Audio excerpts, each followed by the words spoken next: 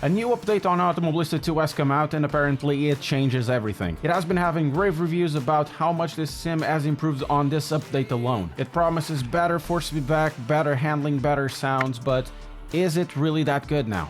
GT3 is the class that I drive most, so in Assetto Corsa Competizione and in iRacing, and it's also the one that I'm having the most problems with this title. And even on this 1.3 release, my main issues are still there. There's still lots of oscillations when the car has some sort of lateral load. It seems like the tire, it's either releasing the grip and then grabbing, or the tire wall is doing something really weird, going inside itself and then going back into position. So I see that it's better, but even after a year of these classes being released, this issue is, for me, not yet resolved in a way that is satisfactory. And I mean, here you are. You might have fun with this game, but in this class, for me, this title is hugely underperforming. Everywhere else, you know, in terms of how it looks, it's the best title out there, but I'm not buying a sim to see how it looks. It's also parts, of course, of the experience, but when you start having situations in the way the car drives and it's just skipping left and right when you're going to some sort of lateral acceleration in default setup, or even if you start messing around with the setups, I think it's not good. And then you have the situation of the ABS. The ABS, it's either if you crank it up to 10, it won't work at all. I mean, the tires or the brakes won't brake at all. And if you go too low, of course, this is easier to lock than in most titles. So it's something probably related to their brake system and to their tires as well. And in some cars like the AMG, the traction control, even when it's set quite high, it doesn't do much. So in terms of GT3 racing, there is much better elsewhere. Now let's leave the car stopped and see what the force feedback is doing. However, going towards something like a Brazilian car series, in this case the new gen stock car driving the Corolla, my criticisms of the GT3 cars are basically almost all gone. These cars are insanely fun to drive, and pretty much almost the force feedback oscillations are gone, even though this car is still a very stiff car.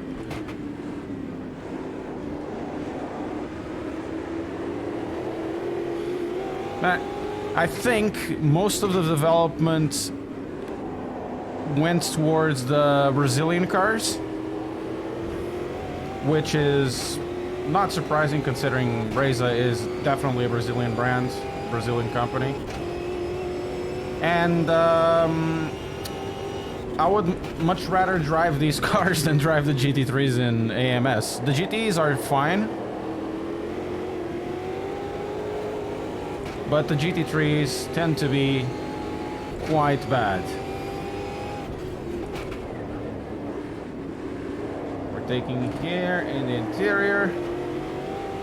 Man, these cars have good bite in the front, and the back moves just a bit. You go into the throttle, the back moves a lot. So you can basically turn the car in with the throttle, which is super cool. Now into Senna Parabolica.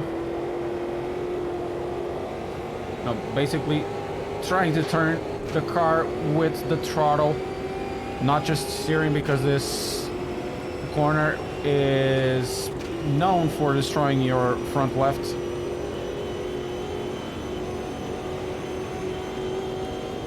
Should be here.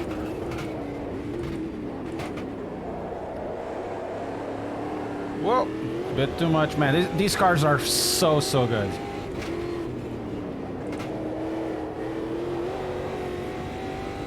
And they're even better than they were in 1.2 when the Racing America came out. Racing USA. Fantastic, man. This is super fun. Yes.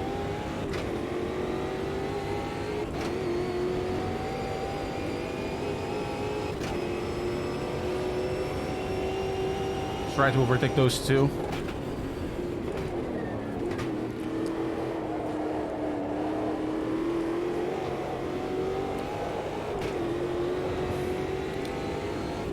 The 4-seat back is...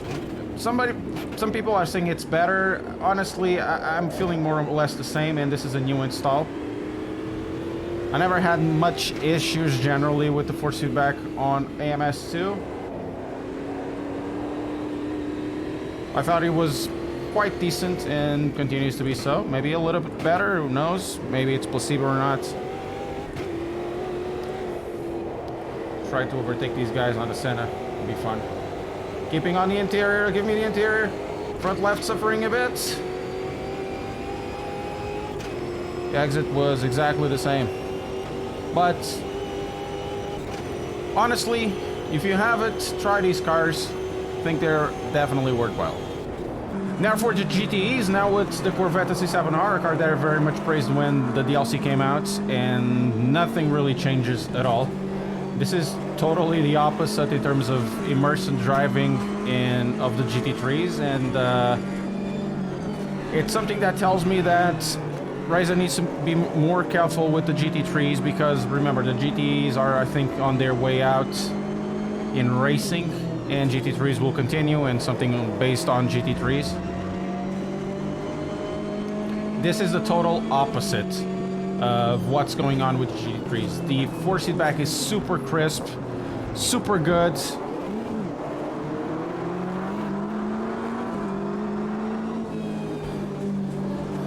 It makes exactly feel what the car is doing. There's no oscillations when you're turning the car in. You understand where the slip is, though truth be told, sometimes you need to make this car slip in order to be fast in fast corners, such as the areas, you know, the corners downhill of Interlagos.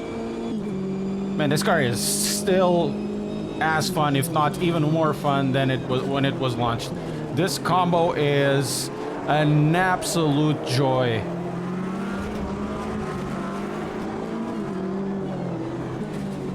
Here's the thing, if I drove the GT3 only and I would gather my experience, you know, I would say that is my experience with AMS2. I would definitely uninstall the game there and now. I thought about it, and then I thought against it by trying other cars to see what's going on. And, you know, driving the GT just makes everything feel small and unimportant. This is so, so good. Still one of my favorite cars in sim racing, this one. And this was the stock setup, it just feels so good.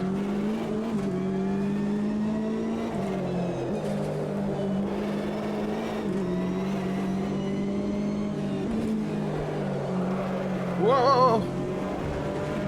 And that's a bit too much of catching the drift there.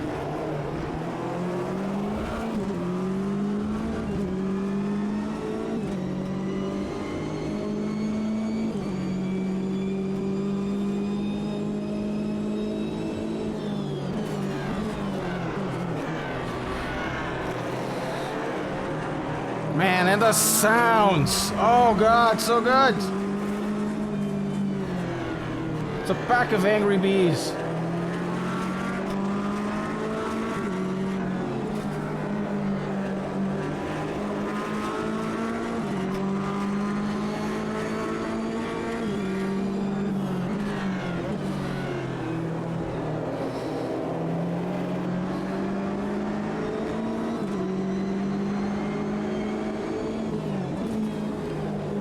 The AI still needs some work, especially at the starts here at Laguna.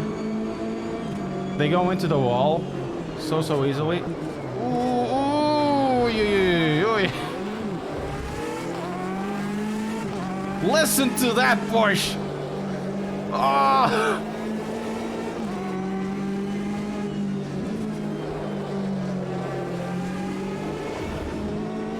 Man, what a joy.